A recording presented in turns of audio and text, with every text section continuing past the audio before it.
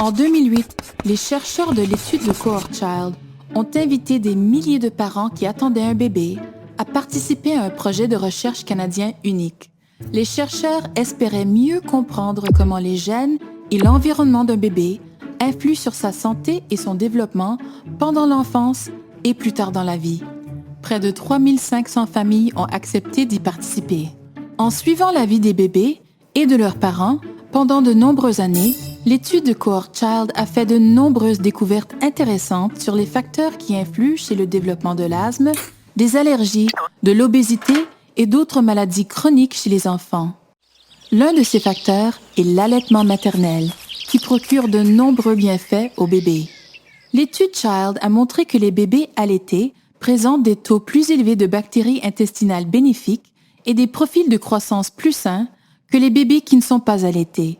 Que les bébés allaités présentent un taux plus faible de respiration sifflante, l'une des raisons les plus courantes pour lesquelles les nourrissons sont hospitalisés ou reçoivent des soins médicaux, et qu'ils présentent un risque plus faible de souffrir d'asthme en grandissant. Les chercheurs ont constaté que ces bienfaits pour la santé étaient plus importants lorsque les bébés étaient nourris uniquement au lait maternel et pendant une plus longue période. Mais ils ont également constaté que l'allaitement partiel ou l'allaitement pendant une courte période est également bon pour les bébés. En d'autres termes, ils ont constaté que l'allaitement, même en petite quantité, est bénéfique.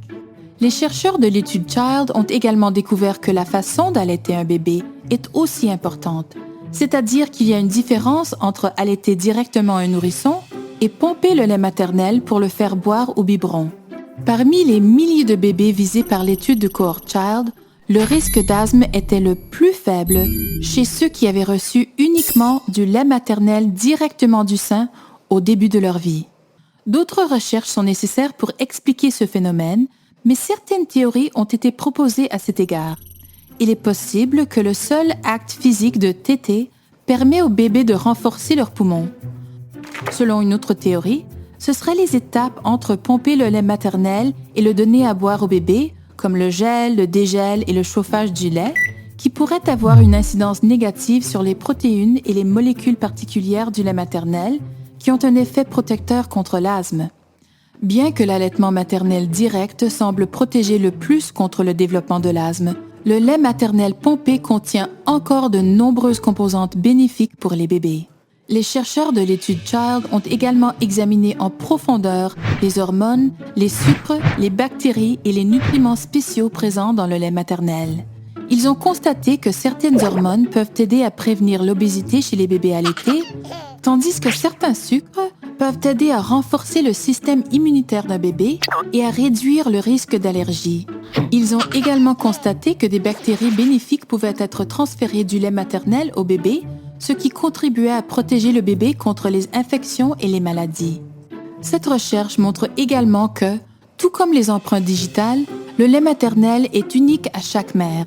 La composition de son lait dépend de sa génétique, de son régime alimentaire et de son mode de vie, de l'âge de son bébé et de leur environnement commun.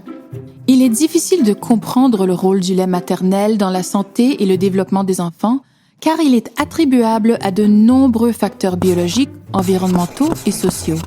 Mais les chercheurs de l'étude Child sont prêts à relever le défi, car de nombreuses questions sont encore sans réponse, notamment comment l'allaitement maternel influe-t-il sur d'autres aspects de la santé et du développement de l'enfant, comme la tension artérielle, le comportement et le développement du cerveau? Le régime alimentaire d'une mère pendant qu'elle allaite peut-il aider à prévenir les allergies chez son enfant plus tard? Quelle est la meilleure façon de pomper, d'entreposer ou d'alimenter le lait maternel pour les bébés qui ne sont pas allaités directement? Quelle serait la meilleure manière de faire profiter aux bébés qui ne sont pas allaités des bienfaits du lait maternel pour la santé? Comment les décideurs, les employeurs et la société peuvent-ils faciliter la tâche des mères qui veulent allaiter? L'étude Child nous a déjà beaucoup appris sur la science de l'allaitement maternel et continue ses recherches pour trouver des réponses à ces questions. Les chercheurs, ainsi que les milliers d'enfants et de parents qui ont participé à l'étude de Cohort Child, espèrent que les résultats donneront les outils nécessaires à tous les parents et les fournisseurs de soins pour prendre soin de leurs enfants et aideront tous les bébés à grandir en santé.